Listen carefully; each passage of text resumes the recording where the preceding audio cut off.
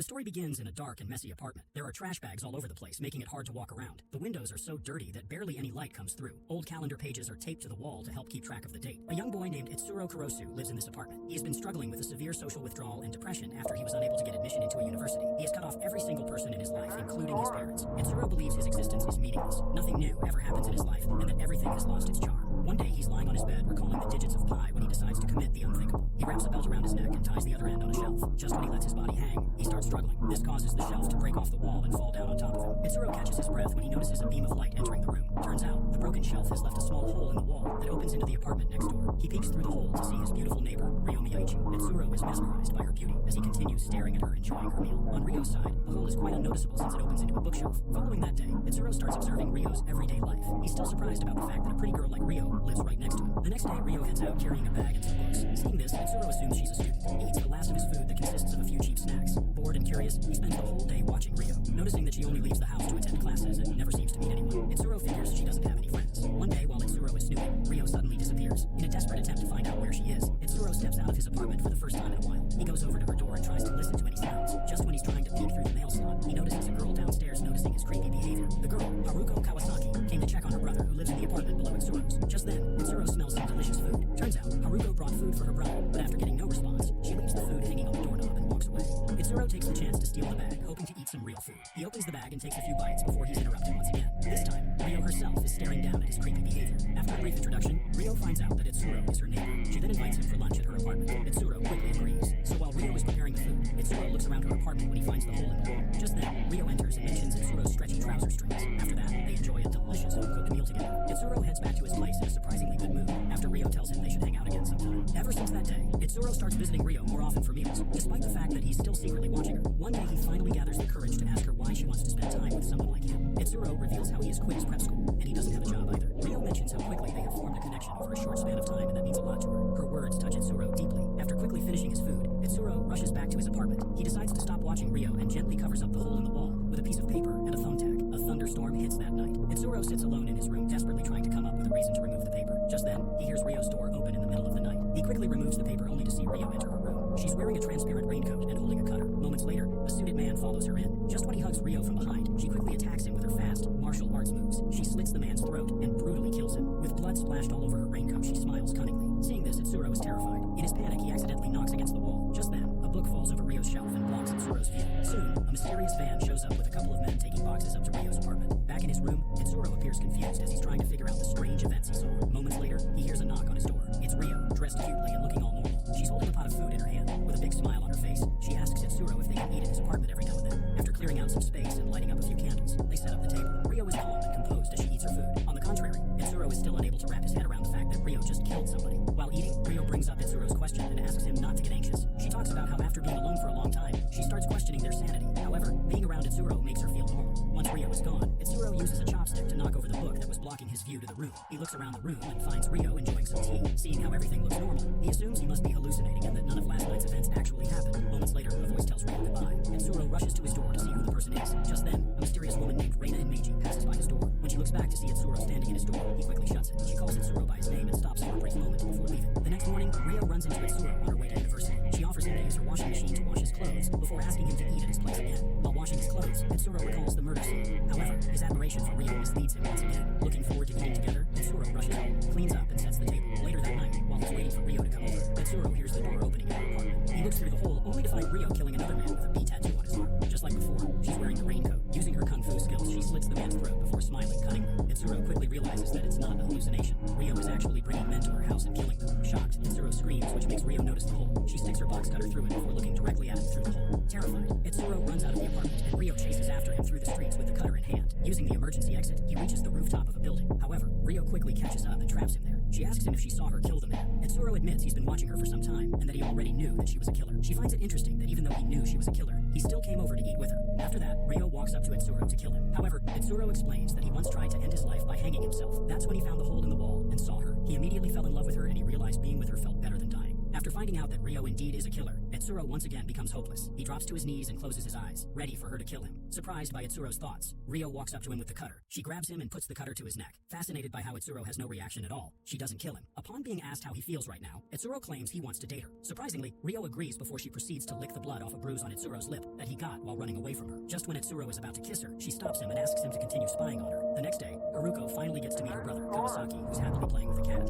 She urges her brother to stay in contact with them since their parents have been worried about him. After giving him the food that she has brought, she notices Etsuro on the terrace and greets him. Later, Etsuro is washing his clothes using Rio's washing machine. After that, the two of them have lunch at his place. Rio is surprised at how clearly Etsuro could see through the hole in the wall. Etsuro apologizes to her and promises to patch the hole, but Rio stops him. Etsuro is unable to believe how he's dating such a pretty girl like Rio. After that, Etsuro tells Rio that he likes everything about her, leaving her a little embarrassed. He promises to get a job so he can be a better boyfriend. Etsuro ends up working at a convenience store, but every time he uses a box cutter, he can't help but think about Rio brutally killing those men. Despite that, he continues dating her. Later that night, Etsuro comes home and sees Rio waiting for him by the hole, but Etsuro feels it would be better if they were together in the same room. However, Rio believes they should not be in the same room at night now that they are dating. After that, Rio asks him to accompany her to university the next day. Turns out she just wanted him to carry her microwave to the university because the one in her lab stopped working. After being isolated for so long, Etsuro feels self-conscious being around so many people. Just being at the university is triggering his complexes. However, he gets over it when Rio proudly introduces him as her boyfriend in front of her class fellows and friends. During lunch, he lovingly looks at Rio, thinking he's the first guy she had ever dated. After that, he tells her about his plan to retake the entrance exam next year. He wants to become a better person for her, someone who deserves to be with her because he can't imagine a future without her. Rio just laughs, amused by the idea that he thinks he needs to be good enough for someone like her. She reminds him that she's a murderer who has no intention of stopping. She proceeds to tell him that she has been doing it for a while now. Later, after class, Rio asks Etsuro if he's hungry. On their way to the restaurant, everything seems normal. Just then, Rio stops and puts on her clear raincoat. She then grabs a woman right there on the street and kills her while spraying her blood all over the wall. Shocked, Etsuro turns his face away when Rio asks him if he's okay. Following that, Rio openly starts killing people in front of Etsuro. During their dates, Rio would grab any person she wanted and slit their throat right in the middle of the street. At this point, Etsuro begins to wonder if she picks her victims randomly, but she admits she follows her own twisted set of rules and even keeps a list of local criminals. Seeing how Rio is killing mostly criminals, Etsuro asks Rio if he can see her as some kind of ally of justice. The two laugh about it as Rio continues killing people, but Etsuro quickly realizes that it just doesn't feel right seeing her kill people like that. At work, Etsuro is surprised to see that none of her victims are ever reported or discussed in the news. That afternoon, on his way back from work, Etsuro runs into his neighbor Kawasaki. The two talk about how cute cats are. After that, Etsuro heads over to meet Rio at the park. Every time he looks at her, he can't help but think how Rio keeps killing people. The only thing keeping him in this relationship is Rio's cuteness. At the park, they share a chocolate and coffee ice cream that Etsuro brought with him. Rio is touched that he bought something just for the two of them. Etsuro's life slowly starts to get better. Now that he's working and has a steady income, he decides to buy a new phone for himself. One day, while working at the cash register, Haruko stops by to buy some snacks. Etsuro gives them to her for free, feeling guilty about the bag of food he stole from her earlier. Later that night, Etsuro heads home to find that his apartment's electricity has been restored. Excited, he greets Rio, but gets no response. He looks through the hole, only to find a note asking him to stay in his room at 10 p.m. After taking a shower, Etsuro gets ready for bed when he looks through the hole when he finds Kawasaki lying on Rio's bed all tied up. Turns out, Rio has kidnapped Kawasaki. Unable to understand why, Etsuro begs Rio not to kill him. However, she asks him to stay quiet so they don't get caught. Etsuro reminds her that murder is a crime and that she shouldn't kill an innocent person like Kawasaki. Rio refuses to listen to him and proceeds to kill their neighbor. Etsuro is heartbroken seeing Rio kill Kawasaki. Right after that, Reina and her team show up in a black van and clean up the entire crime scene, which explains why no one has found out about all the murders. Etsuro goes to Rio's apartment demanding answers. Reina insults him before asking him if he's brave or just stupid. After that, Reina explains that Rio is a skilled killer who does it fast and clean. Her team is just here to collect the body and clean up the site. She asks her team to chop up Kawasaki's body since he's already in bad shape. Reina asks Etsuro if he finds it odd that Rio hasn't been caught yet, despite killing so many people. Reina further explains that there are people out there who need fresh bodies. Upon asking about Rio's whereabouts, Reina reveals that she must be out to eat considering she gets hungry after killing people. As she is about to leave, Etsuro stops her to ask why Rio would kill an innocent person like Kawasaki. So Reina takes him to Kawasaki's apartment and shows him how all this time, Kawasaki had been torturing the stray cats he pretended to care for. Reina is unable to understand Etsuro's reaction. She informs that he's also going to end up dead, since it's impossible for Rio to interact with people for any other purpose. The next morning, Rio knocks on his door, but he doesn't answer. In a desperate attempt to see him, she jumps from her balcony to his and comes inside. Etsuro tells her he's not feeling well and stays in bed. She lies down next to him to help him stay warm. He proceeds to tell Rio that killing people is wrong. In response, Rio asks him if he's overreacting because she killed someone he knew. Etsuro tells her that he has no pity for Kawasaki, but there should be rules. Rio asks him if he believes some people can be killed and some not. She proceeds to ask him who really gets to decide who lives and who dies. She points out that every country has different rules, and they change all the time, so true justice doesn't really exist. Etsuro takes this opportunity to inform her that he doesn't want to see her killing people. This upsets Rio, and she quickly leaves his apartment. At this point, Etsuro admits he still likes her no matter what. The next morning, Etsuro runs into Haruko. She asks if he's heard from her brother lately. Etsuro tries to come up with an excuse to leave, but all she wants to know is if he's been going to university since he hasn't called or visited them in some time. That's when Rio shows up, clearly jealous. She asks Etsuro who he is talking to. Haruko politely introduces herself before mentioning that her older brother lives in this building. Hearing this, Rio invites her to wait for him at her apartment. But Itsuro panics and quickly sends Haruko away, promising to contact her if he hears anything from Kawasaki. Later, while eating dinner with Ryo, Itsuro can't help but worry about the fact that Haruko might come back and find out the truth. But seeing Ryo calm about the situation scares him even more. He asks Ryo if she's planning to kill Haruko as well. That's when Ryo reminds him of her rules. If she starts killing people like that, it puts her character in question. So she promises Itsuro that she won't harm Haruko. A few days later, Haruko texts Itsuro and asks if they can meet to talk about her brother. While Itsuro is still deciding whether to say yes or no, someone suddenly grabs him and pulls him into a black van. Turns out it's Reina. She warns Itsuro to become someone worthy of Ryo, or she'll kill him. Itsuro mentions how Kawasaki's sister is looking for him. Reina asks him not to worry. Before leaving, she tells Itsuro that he's useless as a person alive, but could make a great dead body. Later that day, Itsuro meets Haruko for tea. She's desperate to find out what happened to her brother. Itsuro asks if she has filed a missing person report. Haruko reveals she has in fact retracted the report, considering Kawasaki might have gone on a trip. She asks Itsuro to go with her to see the landlord, because she's too scared to go alone. Itsuro doesn't want to go, but he agrees so that she doesn't get suspicious. Together, they ask the landlord to open Kawasaki's apartment. To Itsuro's surprise, Reina's team already cleaned everything up. They got rid of all the tools Kawasaki used to hurt the cats. They even placed a fake airplane ticket on the table to make it seem like Kawasaki has gone on a trip. After that, Haruko takes a walk with Itsuro. She still appears worried about her brother, but Itsuro reassures her that he must be fine. She apologizes to Itsuro for bothering her. Before leaving, Itsuro asks her to inform him about any updates. However, she replies that she won't because she doesn't want to piss off Ryo, his girlfriend. Itsuro admits that even though he's dating Ryo, he doesn't really know her that well, and that she can be a little twisted. Later that night, Itsuro sees a man with the same B tattoo as Ryo's earlier victim. The man puts his arm around Ryo, and to Itsuro's surprise, she doesn't push him away.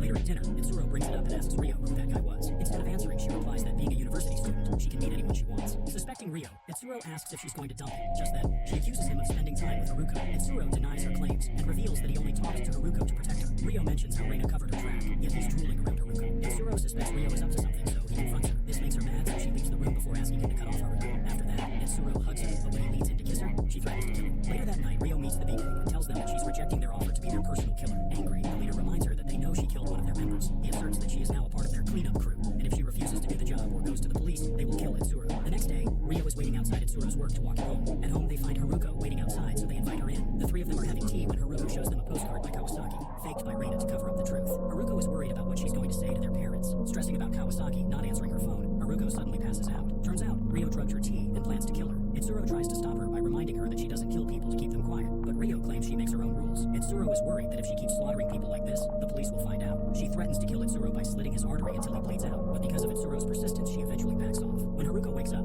she confesses her feelings for Itsuro. Their moment is cut short when Reina's team arrives, expecting to find Haruko dead. As Haruko leaves, Reina warns Itsuro not to confuse Ryo. She mentions how this is the first time Ryo hasn't killed someone that she wanted. Claiming Ryo will never truly connect with him, Reina threatens Itsuro to leave her alone. Later, Ryo meets Reina and apologizes for not going through with killing Haruko. Ryo shares an ice cream with her when Reina reminds her that she is the one who gets to decide who lives or dies. But if she hesitates, the bodies won't be clean, so Reina won't be able to use them. Meanwhile, Itsuro meets Haruko at a cafe. She tells him her feelings for him are real. However, Itsuro gently turns her down, claiming he was only trying to help with her brother. Haruko appears confused because Itsuro once mentioned that Ryo isn't right for him. She thinks Itsuro is just getting dragged around, and that won't ever change. Before leaving, she tells Itsuro she'll be at the cafe again tomorrow if he wants to give her a chance. On his way home, a black van pulls up. Itsuro believes it's Reina once again, but turns out it's the B-Gang. They kidnap him and take him to their bar, asking him to convince Ryo to kill for them. Itsuro refuses to do what they want, so they threaten to go to the police before they slit his cheek and let him go. When Itsuro arrives home, Ryo sees the cut on his face and tries to go after the gang, but he stops her. He tells her he'd rather let them hurt him than see her kill again. Ryo reminds him that killing is part of who she is, and she doesn't feel like herself without it. But Itsuro points out that she didn't kill Haruko, which means she can change if she wants to. He confesses how much he likes her, but Ryo feels he doesn't truly understand or accept her. She doesn't believe they have a future together and leaves in tears, asking him to cover up the hole. Later that night, while Itsuro is working at the convenience store, Reina stops by to buy an ice cream. She tells him Ryo has asked for a major cleanup soon. Itsuro still struggles with accepting all the killing, but Reina claims what they have is a rare bond no one can break. That night, Itsuro hears strange sounds coming from Ryo's apartment. He rushes to look through the hole and find Ryo killing another person, with the difference that this time, she doesn't smile after killing. Instead, she's crying. This makes him believe that the B-Gang must have forced her to kill this person. At that moment, Itsuro has a wild realization. Ryo might not change or need him, but he can't deny the fact that he needs her. After calling Haruko to inform her he can't meet up, he goes straight to the B-Gang's bar.